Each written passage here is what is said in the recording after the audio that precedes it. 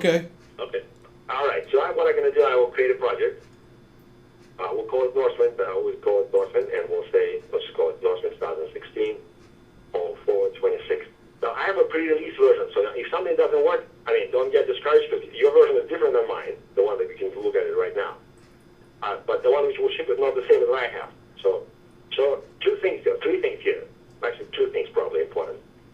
Here's what you want to choose. Touch UI to make sure your application looks exactly the same on all devices. Second one is page implementation. So you know that IronSpeed and in general development of web applications involves building forms, web forms, if you use ASP.NET and ASPX file. So in the forms explicitly have input controls, placed on them, right? And you have, some sort of HTML markup to position them properly. And you have event handlers which are connected to those. And each page essentially is providing a screen. In the Code on Time application, we don't use that anymore. We never use that from the ground up, from the get-go. We always had what is known now as single-page application. So in the Code on Time application, you have a little div, like HTML div block, which describes that sort of like a placeholder, if you will, and it says, well, here we're going to display controller called products. So we call it view. So when view renders itself, it makes a request to the server, obtains data control information from the server, downloads it to the client, and does the following with this information. It basically looks at the forms which are conceptually described in XML files. The files are stored on the server. They take those files and interprets them and renders UI, renders a form. Okay? So that's how we do this rendering. That's why you don't see any forms in the pages. So we never had those sort of forms inside of the pages. And so therefore, you program this applications in a different fashion. You create business rules. There's no exactly like code behind files for each page. And you don't build page for tasks. You don't make a page to edit something. You don't create a page to create a new record. It's just one page and it renders new, edit, read, and so on and so forth. Okay? Perfect. Okay. You want to build HTML pages. Why? Since we don't do any ASPX pages, and you're going to build applications for mobile devices, ASPX just doesn't work then. There's no web forms there. They don't exist anyway. You can put templates for your forms in ASPX files rather, but there's no benefit because you cannot use web forms in Touch UI. You cannot use any of the buttons, none of the grids, because it needs to be rendered on the client. Therefore, I would say go to HTML pages, which are much smaller, much more compact, don't have all the sort of things that ASPX files bring in. Also, one of the benefits is that, let me see, okay, so it's basically August, September. So August, September, we have a release 8.8 scheduled to go out. All applications built with HTML page model will have an option to enable, on the page level, ability to work completely offline. So web forms cannot be downloaded in the browser and stored because they need to be posted back all the time. It's just the way it's constructed. Right? There's nothing there about working offline. So Code on Time is the only product which will utilize our architecture, which will make your application be possible to work offline. So essentially, you would say my page will be offline. If I'm an agent and I need to go to visit customers and I drive and in the forest, go climb the mountains and go underground, there's no internet connection there, right? So you will be able to indicate HTML pages that will work offline. Those offline pages will work as follows. When user navigates to any page of your application, the server-side code will inform your browser that there is some offline content. And anytime you go to any page of your app, the content will get loaded in your browser and stored in a cache, HTML cache. And also the data for those pages will get loaded as well. So you obviously have millions of records, that would not be a good idea to make those pages offline. But if you use let's say I need to make some appointments with the clients and I travel, around the country and I have 100 appointments, there is obviously some sort of security system that makes me as a user to see my appointments. If I go to a page which is supposed to show my stuff, you can make that page offline. It shows a small amount of information. All the data will be loaded when I connect to any page of the application. I will see it kind of like a progress screen. Application is synchronizing. And when you start, working with the data, it will always be working offline. It will never go to online version of the page. It will always work offline. So the page will be always available to your application. So user will go there, and when user needs to post data back, they will say, I want to synchronize. Okay, and application will get sent to the connected server. Okay? So it will be only possible in HTML. If you use Touch UI and you enable ASPX, you will not have this feature. You will not be able to use it. ASPX pages will not work in that mode. Okay? So if you want to take advantage, start building as HTML, and then you will automatically benefit from this ability to have it. Are you gonna use MVC basically instead of ASP.NET? Would you use this? Okay, so what is MVC? Like web forms, and like ISP always took advantage of web forms, right? Web forms are great. They create sort of a Visual Basic style programming for the web. This is an old style of programming. Nobody does it anymore. It's not cool anymore. MVC is old style? What's cool now is to have a large team of people program requests, test cases, use cases, make development very expensive and very, labor intensive. So MVC is all about making things testable, about making things simplistic, and that's not how the real world works. And we are not using MVC, ASP.NET MVC for anything. Okay. Right. We do implement model view control architecture internally. Data controllers are essentially sort of like abstractions of a model, like a typical example of how would you compose a model view control application. Okay? So we have the same concept. You send requests back and forth, but we don't use Angular to render stuff. We don't use MVC to render responses. We don't ask you to write requests to responses to read my list of customers for every page. We have a generic concept, generic framework, which will understand request to products as being a request to must be interpreted as XML files, controllers, and served in a unified fashion. So instead of creating hundreds of instances of requests to the database and obtaining responses and packaging them back, we have one single set of code and multiple XML controllers. We have a unified code, a unified set of controllers. In MVC model, we have hundreds of custom files. So we do not generate hundreds of custom files. We generate one set of the same exact code and hundreds of XML data controllers. So we have an interpretive model, whereas MVC implementation by Microsoft offers you a code-based model. And I'm hoping you can see the difference. XML files can be changed. You don't need to change your code. Okay. You don't have to retest. You don't have to redo it. And in MVC case, you literally have a piece of code handling every request. Yeah, I understand. Very intensive, very slow. So basically, it's wrong, but slow to do. Okay. Okay. Can you increase the resolution of your computer or of the code on time? Because I see a very small screen there. You know what? If you say zoom, you'll be able to zoom actually. Somewhere in there, click zoom, and you'll be on the right-hand side of your screen, there's a plus and minus button. In the right. Yeah, I have a zoom it in.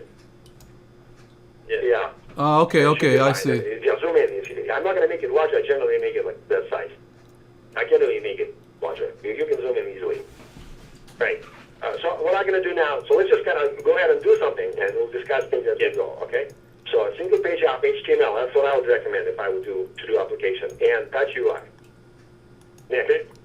So I'm assuming you probably use SQL Server, right? Yes. Yep. Okay, just for your information, regardless of the provider you choose, if you choose Oracle or MySQL, we're going to generate exactly the same core set of files. And the same core framework will work with any database. Technically, you can move to any database you want. All right? So let's set up a simple database here. So with Code on Time, we don't give you any tools to manage your data. If you looked at the model builder is not designed to, it's not a replacement for your database design tools. It's a query building tool. So you have to use more. You use whatever you like to build databases. All right, so create a database here. We'll populate it with a Norseman data set. So I will install membership system support. So when you build security, you have an option to have no security. You can install Microsoft ASP.NET membership support. You can also have your own custom membership providers in Unlimited Edition. And you have ability to activate Active Directory support if necessary. All right. Well, what I'll do as well, I will install content management system and application. So we can cover that, discuss if you need content management system, and I can explain to you what it does if necessary, if that's time. All right. So the next step, after I did the connection string, you're being asked to set up models. So what are these models? So right now in the Code on Time application, we have two different things. So there is a conceptual description of your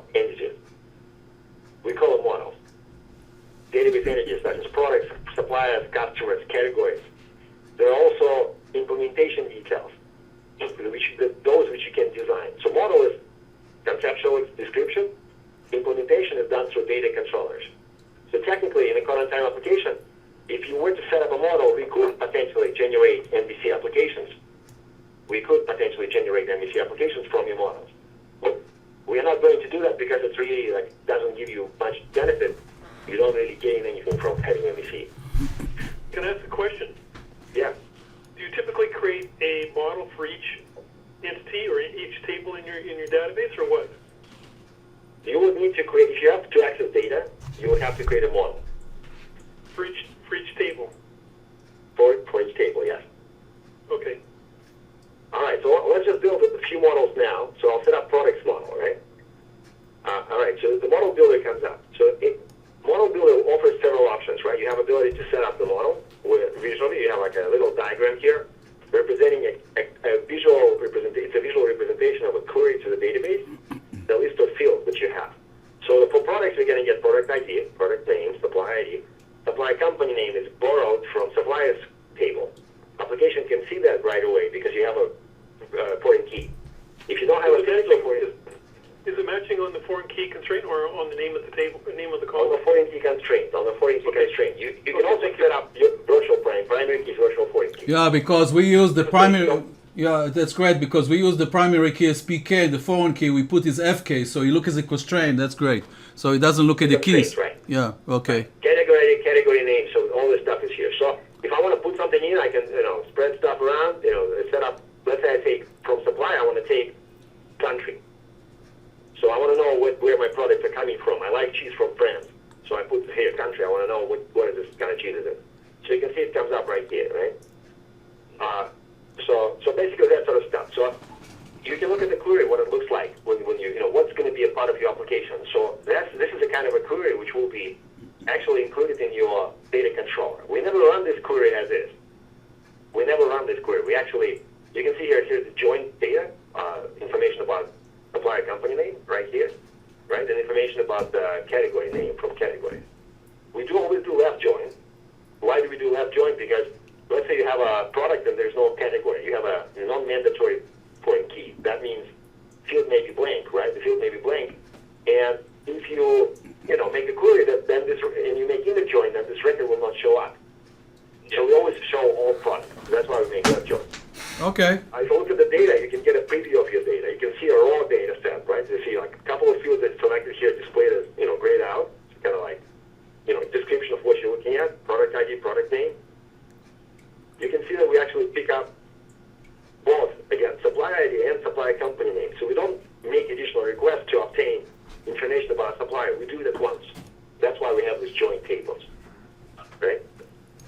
Here we have option stuff. You guys are coming from ISP experience. So we have, you are, right? I mean, you're ISP customers, am I right? No, I'm not Iron Speed. Have you used ISP? We use Alpha 5. Oh, then I've seen demos. That's what it. Okay. So, that's why I'm not going to refer to it then. It sounds like you're not. But the point is, one of the benefits of, we worked a lot with ISP customers. So, so people who used to developing stuff with ISP, one of the things about the product, personally, I don't like what it was generating in the end. But from developer perspective, if I understand who I talk to, they like the fact that they don't need to know a lot of stuff about programming. And even though the end result is not as good as maybe, the benefit was they can go in and specify a large number of options for their project. For example, they go in and say, okay, well, I'd like to enable security. Here's my logo. And a whole bunch of things would put stuff in there. The end result is not perfect, but it was saving a lot of time. So what's going to happen, not this release, but starting with the next release, we're actually launching a new product called Cloud on Time. And the Cloud on Time product and Cloud on Time will work exactly in the same fashion. The only difference is Cloud on Time will let you build database directly in the cloud. And you're going to have a bunch of wizards which will help you do tasks. So options for the model will help you on the modeling phase to specify things like, okay, here's my, this is how I want to filter my data. This is the views I want to see. This is my template for the presentation style, of the form. So it's going to give you a bunch of wizards here, so it will be very sort of but you will not need to know how to physically set up application.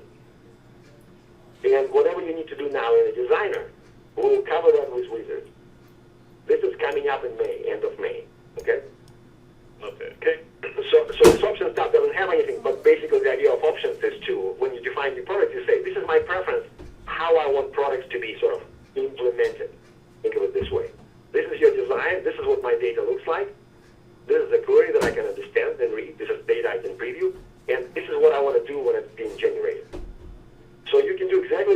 here in the designer. So the only way to do it right now is go to the designer. One of the problems with this approach is that we found that less sophisticated developers, even though you provide, even if you provide sophisticated and complex instructions, will have difficulty doing things because let's say you want to set up a logger and a on timeout. You need to get an image file, put it in the right place, create a CSS file, make some entries in there, and save it. So even if you have a guide explaining how to do it, it will be probably easier to say, "Here's my do it for me," right? I mean, you would probably want to know if you're probably curious, and that's why we're going to put all these options there. So that kind of stuff. So yes, you can do stuff in Designer now, but everything you can do in Designer, we're going to automate. We're going to do a lot of automation there to cover a lot of sort of ground there. It's not going to change your application anyway. So when you introduce these wizards, you can enable them and put them interact with your code. All right. And how about if you want to add some parameters to this query that is going to be effective here? The parameters You want to bring all the products that are active, bring active or something. you will be able to set up parameters. You can do it right now, and you can go in a query, for example, and specify parameters over here, basically. You would say, I want to have a filter here. And you can put a filter, like where statement, and you can use parameters, and the application will say, what are these parameter values? You can specify parameter values. We have several tutorials explaining that. So I'm not going to do it right now. I'll just show you some other stuff. Okay? All right. So, okay. Now, let's go ahead and add some stuff here. So what I want to do, I want to sort products alphabetically. So I'll say, okay, let's sort them out. So I'll say, sort type ascending, right? It's the first item. So we go to data, we see, everything alphabetically sorted. Also, I want to put some calculations here, some simple calculations. So I'll say, okay, I want to have an SQL formula. For example, I will say unit price times units in stock, for example. So that would be total stock, probably, right? Okay. So you can verify that. So what you do here, you write SQL expression, basically. Whatever you can do in SQL Server, you can write here. You save. Here's the field. I'm just going to grab it and move it up a little. So put it right next to the product. So if I go to the query, you will see this formula right here. That's nice. So, right? So that's what it's going to end up being. Okay. So what else I want to do? So let's say I look at the fields. I don't like something here. Well, let's say I want to rename something in my model. So I just call this name. So it doesn't change the database. The field is still called product name. Right? It's the same field, but I'm gonna call it name internally. Let's say supplier country. I will say country of origin. Right? Okay. So that's country of origin. So you can see label changes. So you can quickly go and change a bunch of labels here if you need to. So by the way, like this page, this and this, it's actually an HTML page. So in a Cloud on Time will be exactly the same model builder, basically in a browser. It's basically a component from Cloud on Time. That's one of the features already integrated in the product. So let's say I want to change some labels here. I'll just say, instead of supply company name, I'll say supplier. And instead of category, I'll say category. And here I would say, in stock. And here I would say label. I'll just change the label on order, right? Just prefer it this way, in stock. So you name stuff and, it gets changed. Okay, so that's your model. So if you go look at the query, you will see like total stock here. Name instead of product name, right? So what makes sense, basically? Nothing really special here. Here I want to call in stock my units in stock. So if you do SQL, you will probably be comfortable doing this stuff. So you run the program, it shows me a name, and so on and so forth. In the view of data, you can say, don't show me raw data, show me sort of user data. So don't show me primary key, don't show me foreign key. And show me formatted values. Don't show me unformatted values. So now I see dollars and total stock, right? So that's basically kind of a representation of what users would probably see when they go look at your data. Okay? And if you can also enable like labels, and that would show you sort of like little labels here. Little labels, all right? Labels like displayed here. So like shows you sort of like, instead of field names, shows you labels. Country of origin, so kind of just the way you can customize it, will memorize your settings, will display it that way. If you want to see where this comes from, you touch it, and it will show you like in the model. That's right, this guy. Okay. All right, so you can set out filters. I'm not going to do it right now. Let's just go ahead and save it. Okay, we'll just do something. What else do we have? We have categories and suppliers. Well, why do we have categories and suppliers? The application noticed that you have model which references a couple of tables. So we suggest to you that maybe you want to create controllers for each of them. So if you don't create controllers, you won't be able to, see your data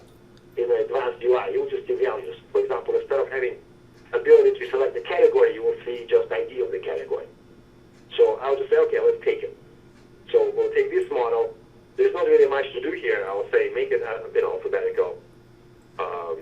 Sort order. That will be first field to sort. We'll save that. We'll click on suppliers. I'm not going to do much here. So if you look at the data, probably we need to sort them alphabetically, so they come out not alphabetically. And also we have home page. And when I do my demos, I generally turn off this page thing because it has no data really. It's like not really the URL, so I turn it off. I go here, I say I don't want this column. Maybe it's a system column. I don't want to use it. And I will say sort by everything here by company name. Okay, so it's not here, it's like here. Yeah, it's here. What? The first field. All right, so we save that. Okay? So at this point, my model is done, so I just want to say next. We'll skip all the steps. I'm not going to do anything else here. Okay, so I'll say, okay, we can use this statements, okay. You can enable multilingual support if necessary in the application, and we'll just continue and build that. What you see here right now is the ability to specify what to do with the end result of code generation. So we will compose an application for you, Code on Time will create it. There will be the same core framework of code to execute requests. And there will be customized set of data controllers specific to your application. What you will see here is the ability to run your application after code generation. So we're going to start IIS Express, which comes with Visual Studio. We'll just start up, and we'll run there. This is a port application we'll be listening on. So when you have multiple apps, each of them will have its own port. With the May release of Code on Time, in May, you will have extra options here. You will have 2 more options. And basically, both of them will be called Universal Windows Application. So are you guys familiar with the Universal Windows Apps concept? Yes, I am. Yes. Right, so what is Universal Windows App? So to answer simply, it's a JavaScript-based application. You cannot write a Windows application and run it inside of a Windows phone. A C# application. It has to be a special C# application. You cannot write an application which will run and because all the devices are different and you cannot write one app and run everywhere. So what Microsoft did, they built HTML pages. They basically suggest to use, for example, one of the options. It's not the only option. You can use WPF as well, but let's say you can build an app which uses HTML and JavaScript to present, and Microsoft provides you a predictable API to talk to the operating system, which is available on all, Windows 10s, Windows Phone versions, and so on and so forth. So all we're going to give you is the ability to essentially, instead of launching your application in a web browser, we will be able to, number one, generate as a part of this code generation a custom Universal Windows app. You can put it on Windows Store, and your end users can simply download it. And you'll be able to set up your app and say, go to that particular URL. So you deploy your web application to a server, but the Windows app, the Universal Windows app, will know where to go. It's kind of like a browser hosted on a page. This browser will be more advanced than just the browsing feature. It's not just the browser window without browser UI. There will be ability to display notifications, and but basically you'll be able to define a controller called messages, and the Windows app will push them to the client. So if let's say I have an appointment, I will see as a user of my Windows computers on the Surface or Windows 10, hey, you have an appointment coming up. Okay? Yeah. So that's what we're planning to do, and this will be an option. We already built this up. So there'll be a secondary option. I'm not going to discuss it, but kind of, again, related to Universal Windows apps. In June, July, actually no, not June, July. In August, September of this year, we will also give you an option to additionally generate native iOS application and native Android application, which will be essentially, you're not going to be running it on your computer. It will just get generated. But the options will be, when you develop, either see a Windows app or a browser, whatever the default browser you have. If you like Firefox will pop up. But if you enable Windows application, it will always be Windows application with Edge inside of it. Okay, and this will be only on Windows 10. And this will use the same look and feel on the iOS and the Android? Well, our application, Touch UI looks exactly the same everywhere. And we're going to first roll out this Windows app. We'll make it work with notification pushing and all this other stuff. And we'll do a native application which will have the same features. There will be no extra look and feel. As a matter of fact, it's just the browser. It's like a window in the browser filling it up. So if you run a web browser, like for example, this particular application that you see, like Code on Time, is actually a web browser. So it's a window here, and inside of it is a web page. It's a web page. It doesn't run on a server. It runs locally on your computer and talks to the Windows application, the one which has the frame, and it generates code.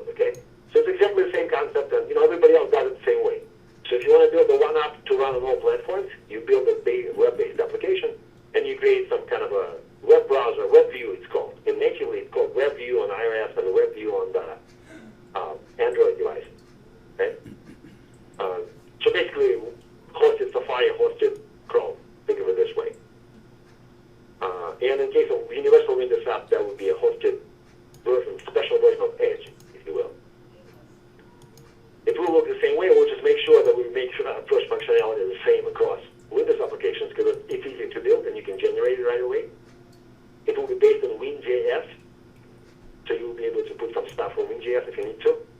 And then for the other ones, we'll probably use the same mechanism. All right. So at this point, I can go and look at my app or start designing. So when you design, you're not really designing. It's probably now a little bit misrepresenting what it is. It's actually, you kind of implement your app. You design the implementation of your app. So model where you design your models. But just the way we introduced it, it previously was called designer, so we kind of call it designer still. Technically, it's not really a designer. It's implementation design. You describe to the application how you want your application to be, constructed, if you will. All right, so we're going to run the app, see what it looks like. I'll highlight some of the features from the next release, and then we'll go ahead and build some business rules there, okay? Yeah. All right, so this is an application coming up. So in my release, I don't have all the themes, so when we log in, I will just enable a special theme, like a black and white theme. Admin list, 3%. All right, so I'll go to themes, and we'll go to settings, and we have a bunch of settings here, so you can go to, I'll say light. I'll enable light theme. There are two generic themes, light and dark. They work okay, and I'll just use light one. All right, so we signed in, and what you see now is the UI we call responsive UI, called Touch UI. So it doesn't do much here. You can see a menu option, menu options on the top. Each of them represent one of the models that we have. You can use Designer to restructure this model. You can see how they wrap, and you say, there's a home page, membership, site content, and the things that I build are products, categories, and suppliers. And you can see how application sort of adjusts itself. Remove the menu goes over here, for example, and adjust itself based on what I see, how much space is available. So we go to products, and let's take a look at them and see what you can do. So this is the next generation of our grid view presentation. So we worked a lot, for the past year, we did 10 iterations of trying to come up with a way to display responsive grid. So if you try current time now, it doesn't look the same way. You don't have this column delimiters. In this particular release, coming out literally April 1st, you will have it. So you see now we have custom scroll bars, which will look the same way on all devices, and they will disappear on touch devices, show up on desktop devices. I don't have a horizontal scroll bar to scroll, but I can drag items and just drag them, and they basically move content myself. So let me just show it. Hold on. So I can just kind of use mouse to drag it. There's no scroll bar, but you can see I'm dragging items, right? You can scroll them literally the way I want, horizontally. You can put a lot of columns and scroll them like this, and it works on the touch devices as well. What you can do in the new grid view, we actually use a special mode now. So every time you run your app, the default option for the grid view now is called